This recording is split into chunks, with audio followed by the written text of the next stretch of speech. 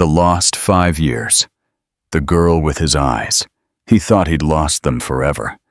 Until a little girl with his exact eyes cried outside a school, and everything unraveled.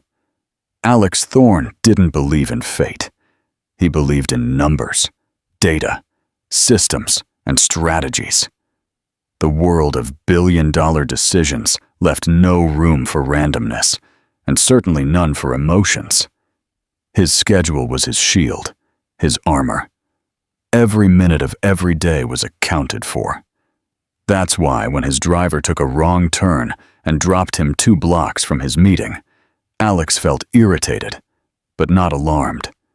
He adjusted his tie, checked his watch, and decided to walk. It was a quiet street, lined with trees and old brownstones. Nothing remarkable, easy to forget. But what he saw next would change everything. Subscribe right now and like this video if you believe in second chances, the detour that changed everything. He heard a soft, broken sound, almost like a bird whimpering. Curious despite himself, he turned his head and saw her. A small girl, barely 5 years old, sitting alone on the curb outside the gates of Oak Haven Primary. She wore a simple white cotton dress and tiny, worn-out shoes. Her dark hair was neatly braided, and a small red backpack, which looked too heavy for her, slumped behind her. She had a crumpled tissue in one hand and rubbed her eyes with the other. Her cheeks were flushed, and her lips trembled with every suppressed sob. For a moment, Alex hesitated. He had meetings to attend, deadlines to meet, a life built on efficiency and distance. It was not his business to interfere, but something about her stopped him. Maybe it was how small she looked against the towering school building, or maybe it was how hard she was trying not to cry. He approached slowly, conscious of how imposing he must look in his tailored suit and polished shoes. He knelt beside her, softening his voice. "Hello, are you okay? Did something happen?" The girl started a little, but didn't back away. She sniffed and looked up at him with large blue eyes. Eyes that resonated deep within his memory, though he couldn't place why. She clutched her backpack tighter and said in a shaky voice, "My mommy didn't come. She always comes, but she didn't today." Alex felt something shift inside him. "Do you know your address?" he asked gently. She shook her head. "I forget it. It's not far, I think, but I don't know the way." He sat down on the curb next to her, loosening his tie without thinking. "It's okay, we'll figure it out. What's your name?" She wiped her nose with the sleeve of her dress and whispered, Lydia Vance." The name hit him like a punch to the chest. Vance. Julian Vance. It was impossible. No, unbelievable. Yet here she was, this tiny, scared girl, with dark hair and piercing blue eyes, saying the name he hadn't heard aloud in 5 years. A name he once loved. A name he had tried to forget. He forced his voice to stay steady. "And your mom?" he asked. "Her name is Julian." Lydia nodded and looked at him with pure, undefended, trusting innocence. "You know her?" Alex's mouth went dry. He didn't know what to say. He didn't know how to process what his mind was screaming at him. Julian had vanished from his life, without a word, all those years ago. He had searched for her briefly. Then he had given up in bitterness. He never knew why she left, or where she went. He never knew he had a daughter who might be his. He looked at the girl again, his hand suddenly cold. "Yes," he said quietly. "I think I do." Alex sat there for a moment, completely still, his mind reeling with shapeless thoughts. Everything inside him, his instincts, his training, the disciplined layers he had spent a lifetime building, cracked a little. He looked at Lydia again, her tiny body, the streaks of dried tears on her face, her trembling fingers wrapped around her backpack strap. She was not just any child. She might be his.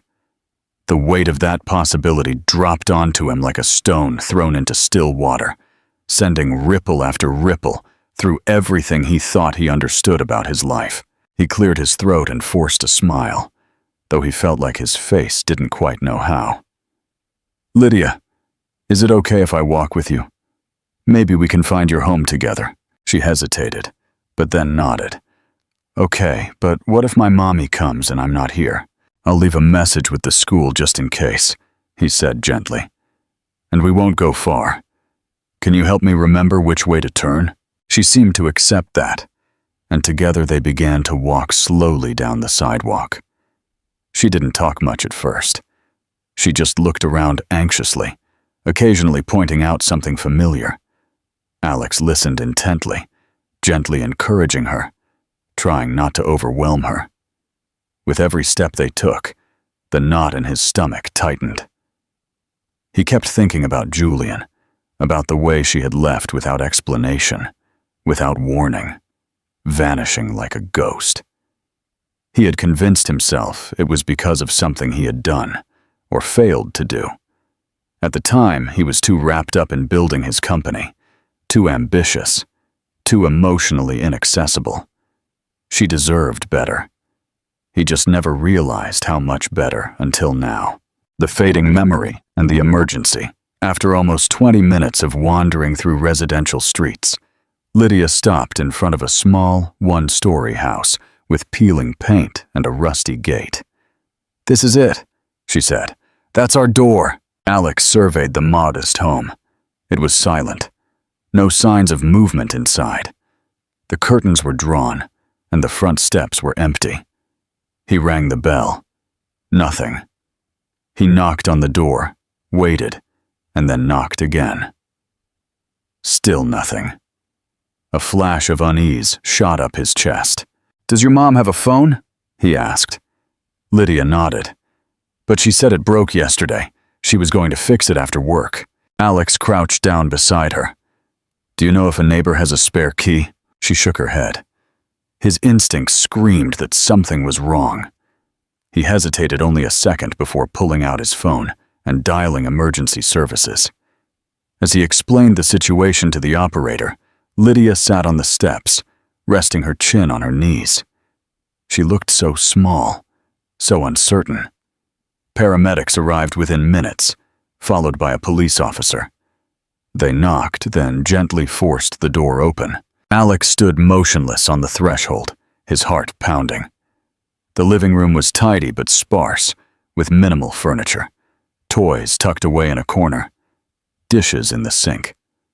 And then, through the hallway, they found her. Julian lay on the bedroom floor, pale and unconscious, barely breathing. Time collapsed around him. He rushed forward by instinct, his voice hoarse as he called her name. The paramedics gently pulled him back as they began their work. Oxygen, IV lines, fast, controlled movements. Alex couldn't tear his eyes away. He hadn't seen her in 5 years, and now here she was, fragile and silent, like a faded memory jolting back to life. "She's alive," a paramedic confirmed, "but she's dehydrated, possibly running a fever. We're taking her in." Alex turned to Lydia, who stood in the doorway, clutching the frame with both hands. "Mommy okay?" she whispered. He moved to her, knelt beside her, and put his hand gently on her back. "They're going to help her. She's going to be fine." The police officer asked him who he was, and Alex hesitated only a moment before replying. I'm a family friend." It wasn't a lie. It wasn't the whole truth either. He was allowed to ride in the ambulance. Lydia sat beside him, her small hand wrapped around 2 of his fingers. She didn't cry. She didn't ask many questions.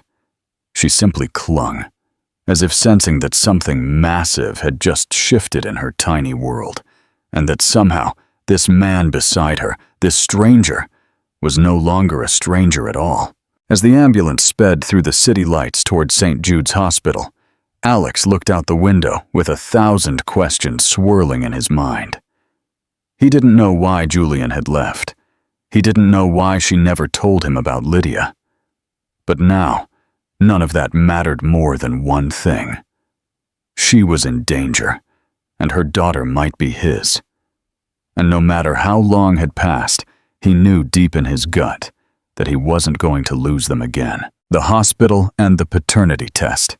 The hospital corridor was washed in artificial light, sterile and humming with a quiet urgency.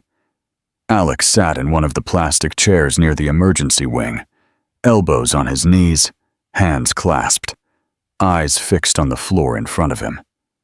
Lydia had fallen asleep with her head in his lap, her small body curled up like a kitten after the day's emotional exhaustion. He didn't dare move. Every time he looked at her, he felt a surge of something unfamiliar, protective, raw, and deeply unsettling. He was not used to this kind of vulnerability, especially not directed at someone so small and so connected to a life he had let slip away. A nurse stepped out and spoke his name quietly. He looked up sharply, wide-eyed, instantly alert.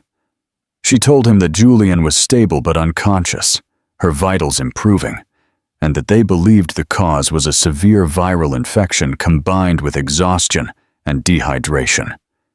She was no longer life-threatening, not with treatment, but she would need rest and monitoring. Alex exhaled for the first time in what felt like hours. He thanked the nurse and asked if Lydia could stay with him for the night, gently explaining that the child had no other nearby family. After a pause, the nurse nodded and set up a small cot in a nearby private waiting room. Later that night, when Lydia was tucked under a thin hospital blanket and finally resting, Alex stepped out into the hallway and leaned against the wall. His reflection in the glass opposite looked tired and unfamiliar. The controlled, polished man he had spent years building was starting to crumble. He couldn't stop thinking about Julian, about how she had survived alone, how she had kept this secret, how close she came to dying without ever letting him know he had a daughter. He called his assistant and canceled his next 2 meetings, something he had never done before. His assistant stammered in surprise, but Alex offered no explanation. For once, he didn't care how it would look to his partners. All that mattered now was the unconscious woman in the hospital room, down the hall, and the little girl who might be his daughter. The next morning, he requested a private meeting with the doctor and asked if they could arrange a paternity test. He didn't want to subject Lydia to anything invasive or frightening, but he needed answers. He needed confirmation. The doctor agreed and organized a simple cheek swab, which Alex gently explained to Lydia as a fun cotton swab checkup. She accepted it fearlessly, though she asked if her mommy would get better again. He promised her she would. The wait for the results was excruciating. In the meantime, Alex sat by Julian's bedside every moment Lydia was asleep. He couldn't bring himself to speak to her yet, not with her eyes closed and her face pale beneath the gentle hum of the monitors. But he watched her. He remembered her laugh. He remembered how stubborn she could be when she believed in something. How her hands used to trace invisible shapes in the air when she spoke of dreams and ideas that didn't exist yet. He remembered how she used to brew late-night tea and drink it barefoot, leaning against the window of their old apartment. Now she looked so fragile, but she was alive. And if fate had delivered Lydia to him like this, then maybe, just maybe, it wasn't too late to fix anything. 2 days later, the doctor handed him the envelope in silence. Alex walked down the hall with it, his heart pounding so hard he could barely breathe. He sat down, slowly tore it open, and scanned the paper until he found the words that made everything stop. Paternity confirmed, 99%. He read it twice. Then he folded it carefully, tucking it into his jacket pocket as if it were made of glass. He sat there for a long time, not moving, not even thinking, just feeling. He was a father. To a daughter who didn't yet know her whole life had changed. To a little girl who had spent 5 years believing her father was dead. And now he had to figure out how to tell her the truth, not in a way that shattered her world, but in a way that began to rebuild something new. He had no plan for that, but he knew this. He wasn't going anywhere. Not this time. The silent confession. It was almost night when Julian finally opened her eyes.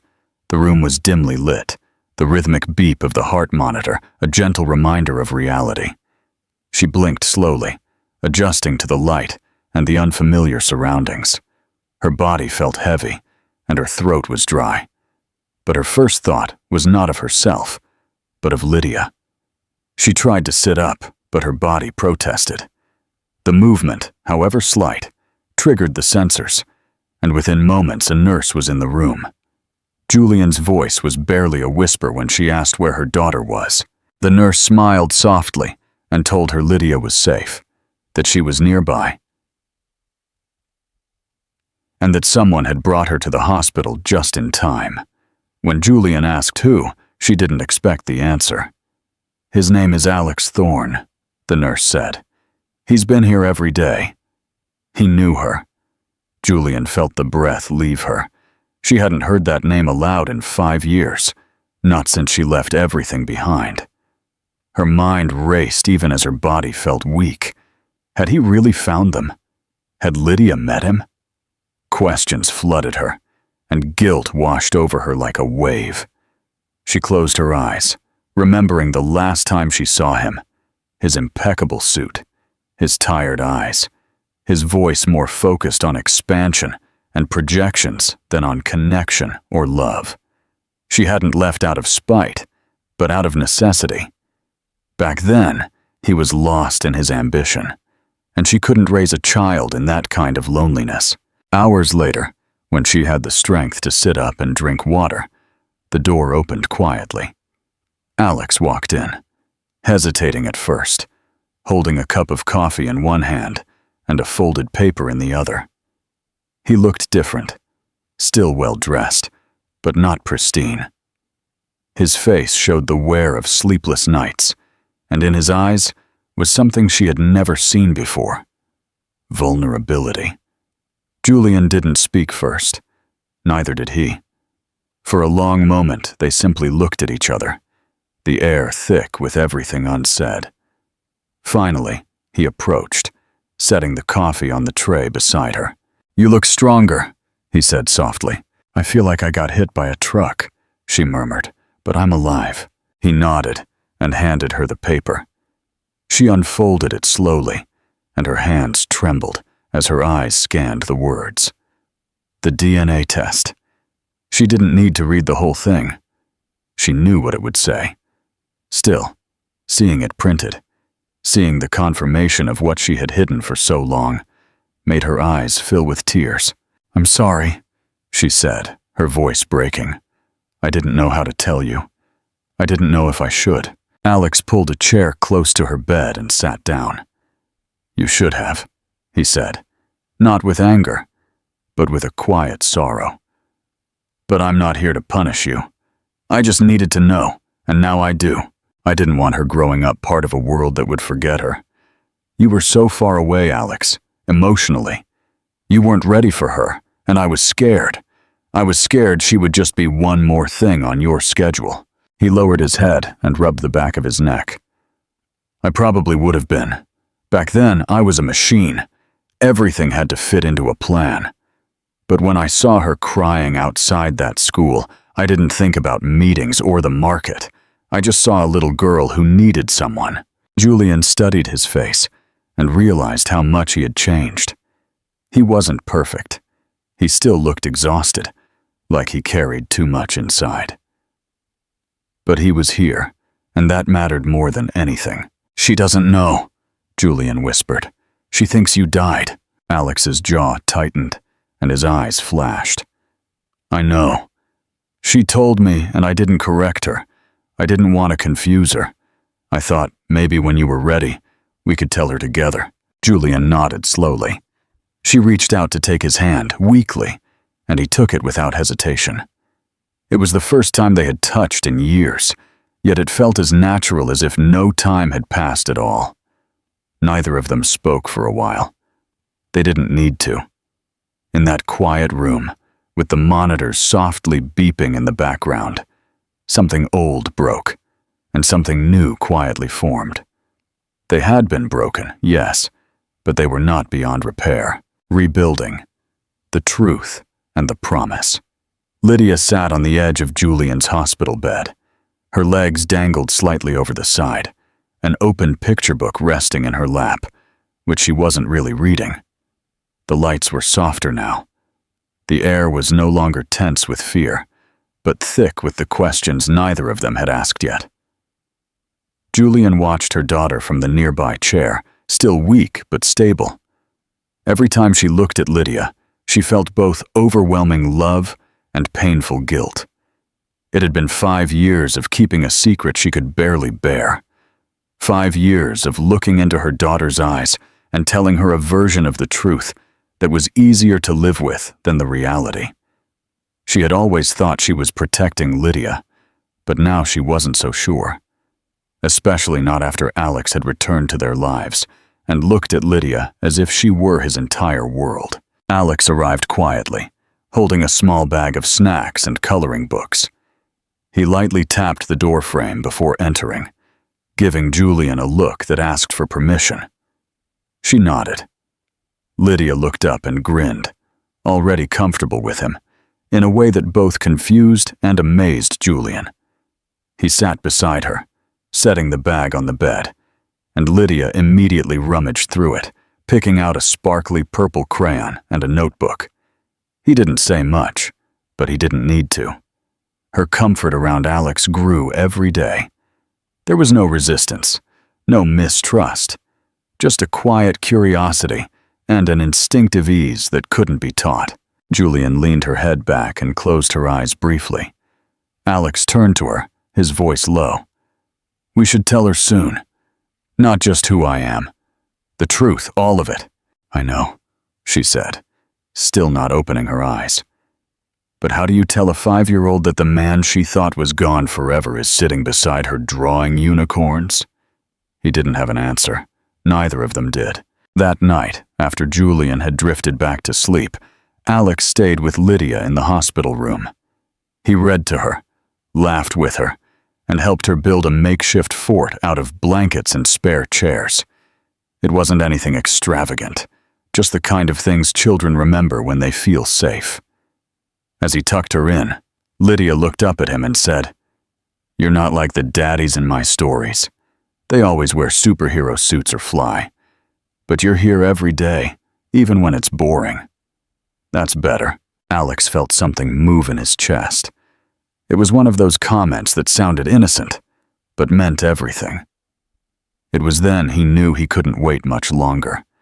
She deserved the truth, and if it came from him, he had to tell her carefully. He didn't want to just be a name or a sudden presence. He wanted to be her father in every real sense. The next morning, Julian sat Lydia next to her on the bed. She looked nervous but composed. Her hand smoothed her daughter's hair gently as she began to speak. "Sweetheart," she said carefully, "do you remember how I used to tell you that your daddy couldn't be with us?" Lydia nodded. A small frown appeared on her face. "Because he went to heaven." Julian blinked, swallowed hard, and looked at Alex, who sat silently a few feet away. "That wasn't true," she said slowly. "I told you that because I didn't know how to explain something really grown up and complicated. But the truth is, he's here." Lydia turned to Alex, her eyes wide and confused. "You're my daddy?" He nodded. Emotions clogged his throat. "Yes, I am." For a long moment, Lily just stared at him. Then she looked back at her mom, trying to connect the dots in her mind. "But why didn't you come before?" Alex got up and moved closer, kneeling down to meet her eye level. "Because I didn't know about you," he said softly. I didn't know I had the most amazing little girl in the world. But now I do, and I want to be here, every day, if you'll let me." She didn't answer right away. She simply leaned forward, wrapped her small arms around his neck, and held on. Not tightly, not dramatically, just sincerely. That was all the answer he needed. The new normal, living beyond the past. The weeks that followed moved with an odd rhythm, somewhere between recovery and rediscovery. Julian was discharged from the hospital with strict instructions to rest, and Alex insisted on helping with everything, refusing to let her go back to the small, worn house alone. He arranged a rental apartment in a quiet, well-kept neighborhood in Newbury Heights. He furnished it himself carefully and subtly, not making it extravagant, but ensuring it felt warm and safe. Julian protested at first, out of pride and uncertainty. But when she saw Lydia's face light up as she explored the small room, filled with books and cozy blankets, she softened. It wasn't about luxury. It was about starting fresh. Lydia adapted quickly, as children often do, though she would occasionally pause in the middle of coloring or teeth brushing to ask a quiet question like, "Are you still going to be here tomorrow?" Or, "Did you miss me before you met me?" Alex never lied. He answered every question with the truth wrapped in love, never giving her more than she could handle, but never hiding from her either. He spent hours learning what she liked, what made her laugh, what scared her. They built pillow forts and made lopsided pancakes. He picked her up from school and sat in miniature chairs during parent-teacher conferences. He read bedtime stories he didn't understand and let her draw rainbows on his expensive work folders, unfazed. Julian watched all of this from the sideline at first, still unsure if this was something real or just a momentary burst of guilt and obligation. But Alex didn't falter. If anything, he became softer, more human, the further he got from the towering empire he'd spent his life building. He answered calls less, turned down meetings more often, and even skipped a major tech summit to take Lydia to her first ballet recital. The man who once thought love was a weakness now let it guide his every step. Still, there were moments of tension. Julian had built her life alone for 5 years, and now there was another adult making decisions. They argued once, quietly but intensely, about Lydia's bedtime routine. Another time, about whether she should go to private school or stay where her friends were. Each disagreement came from a place of caring, and eventually they learned to listen, not just talk. Alex wasn't trying to take over. He just wanted to be part of the whole, even if it meant unlearning how he'd always done things. One evening, after Lydia had gone to bed, and the apartment was wrapped in silence, Alex found Julian on the small balcony, wrapped in a blanket, looking out at the dark skyline. He brought her tea without a word and sat beside her. For a long time, they didn't speak. The city stretched out beneath them, and the stars twinkled overhead. "I thought I was protecting her," Julian said finally, her voice low and serene. "From you, from the world you were building. It felt like a world with no room for mistakes, no room for children." Alex rested his elbows on his knees and looked down. "It was. Back then, I was.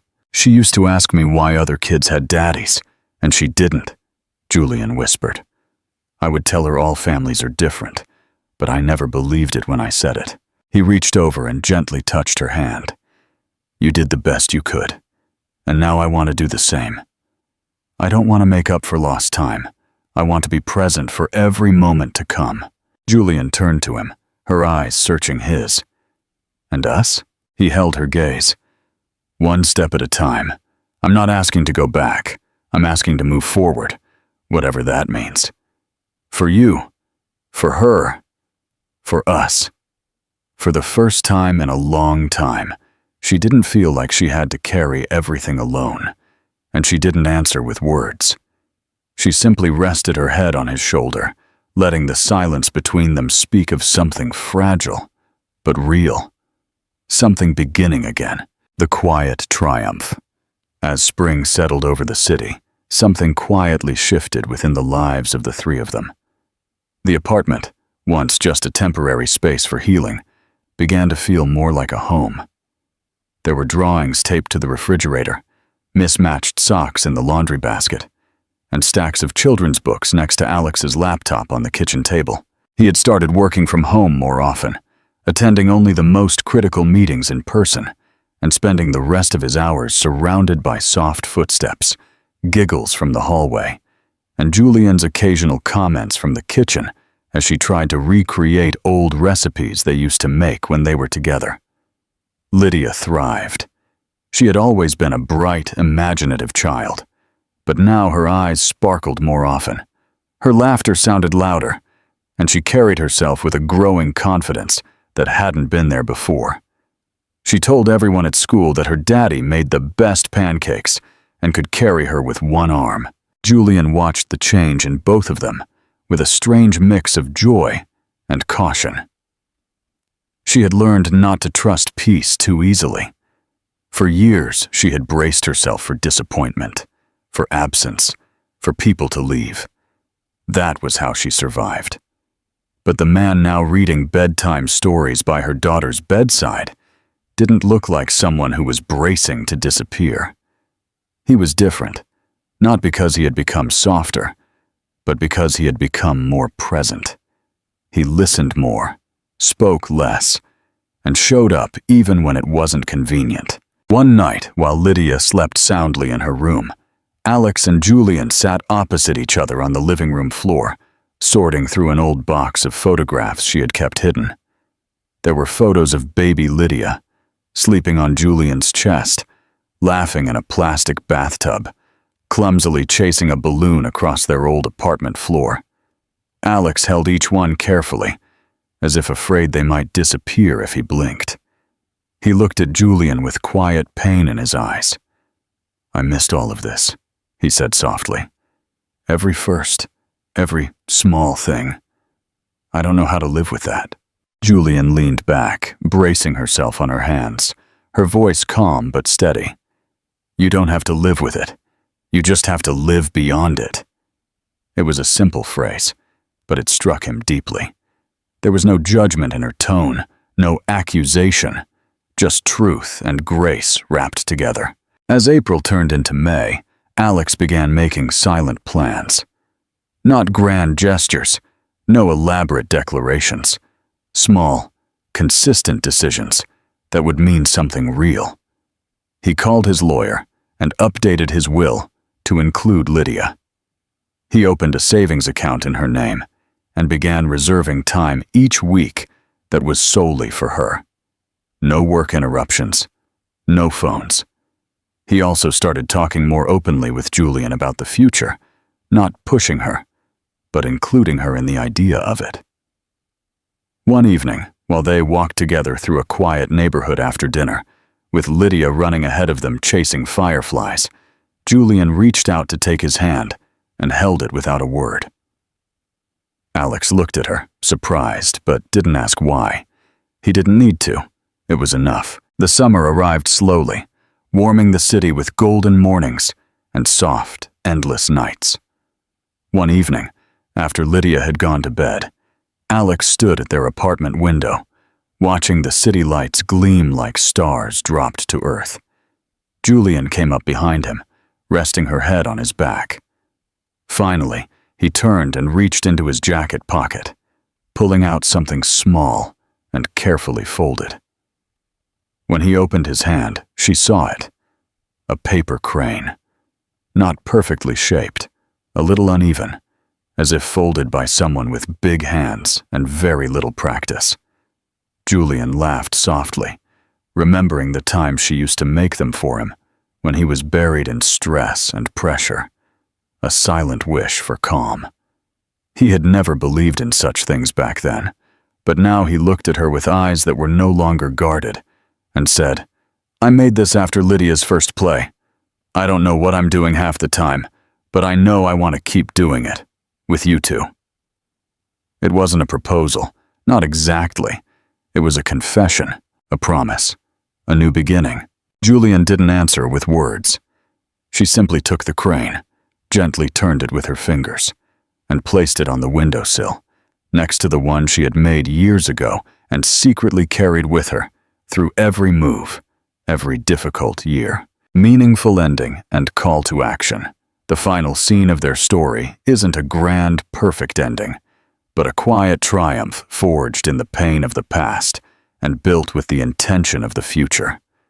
Alex Thorne's greatest success wasn't his fortune, but the day he chose to retire from his corporate role and focus on community projects supporting single parents, because he finally understood what it meant to feel alone and what it meant to be found again. He and Julian, now living in a small house outside the city with a garden, looked at the past not to judge, but to draw strength. Alex learned to live beyond the missed moments, and Julian chose to believe in a future of shared presence. Their family was not perfect, not without shadows, but real, found again by chance, and rebuilt with intention. In a world full of broken things, they had managed to make something whole. And that, more than any title or fortune, was Alex Thorne's greatest success. What moment in the story hit you the hardest? Was it the DNA test or Lydia's innocent comment? Let me know in the comments. If you love these emotional stories of second chances and redemption, please share this video and follow for more. The unshakable foundation. The summer settled in, warming the city with golden mornings and soft, endless nights. The air felt different, lighter, more forgiving, as if even the world around them had decided to soften its edges. Alex could feel the change in every corner of their lives. The apartment had evolved from a temporary solution to a quiet sanctuary, where the days moved with gentle certainty, and laughter became a familiar sound. He had never envisioned himself in this kind of life. For years, success was measured by deadlines, profits, and power. Now it was in the smile of Lydia when he helped her paint on construction paper, in the way Julian leaned into him during family movie nights, in the peaceful silence that fell when the three of them sat at the dinner table with nothing urgent to say. One evening, after Lydia had gone to bed, Alex stood at the apartment window, watching the city lights gleam like stars dropped to earth. Julian came up behind him, resting her head on his back. Finally, he turned and reached into his jacket pocket, pulling out something small and carefully folded. When he opened his hand, she saw it. A paper crane. Not perfectly shaped, a little uneven, as if folded by someone with big hands and very little practice. Julian laughed softly, remembering the time she used to make them for him, when he was buried in stress and pressure.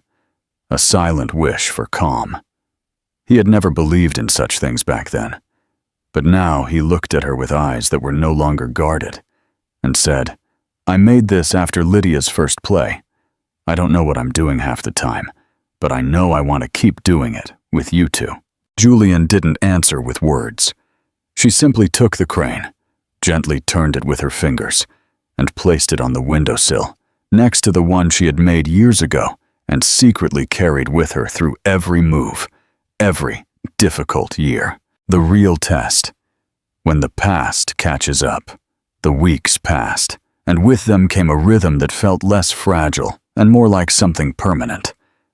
Alex began to involve Lydia in the smaller rituals of his life, teaching her to make pancakes her favorite way, letting her choose his ties before meetings, sometimes even letting her sit quietly in his home office while he worked, her little legs dangling from a chair too big for her.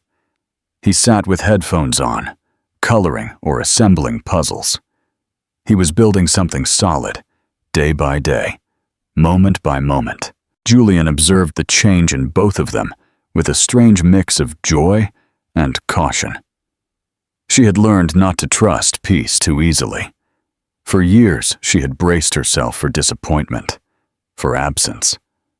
But the man who now read bedtime stories by her daughter's bedside didn't look like someone who was bracing to disappear. However, the past has a way of leaving bills unpaid. One Tuesday morning, Julian returned from the mailbox holding a thick envelope, her face pale. It was a formal notice from a collection agency. The recent viral illness, combined with the loss of income and the cost of emergency care before Alex found them, had left a deep, unexpected wound in her finances. The amount wasn't astronomical for Alex's world, but for Julian, it represented a year's worth of struggle and sacrifice. The hospital bill from before. They just sold the debt, Julian whispered, her voice laced with the old fear, the fear of having to go it alone. I kept thinking I could catch up, but I can't. I don't want you to think this is your responsibility, Alex, but I don't know what to do. She was bracing herself for the old Alex, the one who saw financial problems as poor strategy, the one who would be irritated by inefficiency. Alex put down his coffee, his jaw tight. Not with anger at her, but with fury at the system that had almost taken her. He walked over to her, taking the letter from her trembling hand, and gently pulled her into a hug. "Look at me, Julian," he said, holding her face in his hands. "You survived 5 years alone. You kept our daughter alive and safe. This," he crumpled the paper in his fist, "this is not a problem. This is a footnote. It's what happens when you're fighting for 2 people against the entire world."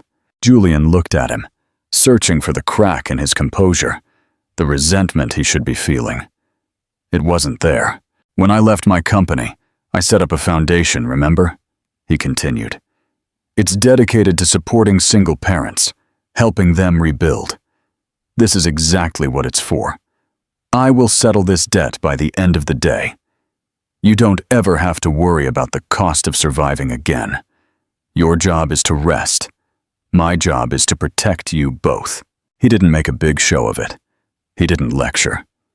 He just handled it, with the quiet, effective capability that was once dedicated to mergers, but was now devoted to her. That moment, the simple act of taking the burden without question, did more to heal Julian's past trauma than any conversation could. She finally believed that the fortress he built now protected her. The path forward. Commitment made visible. As spring turned to summer, the apartment gave way to a larger decision.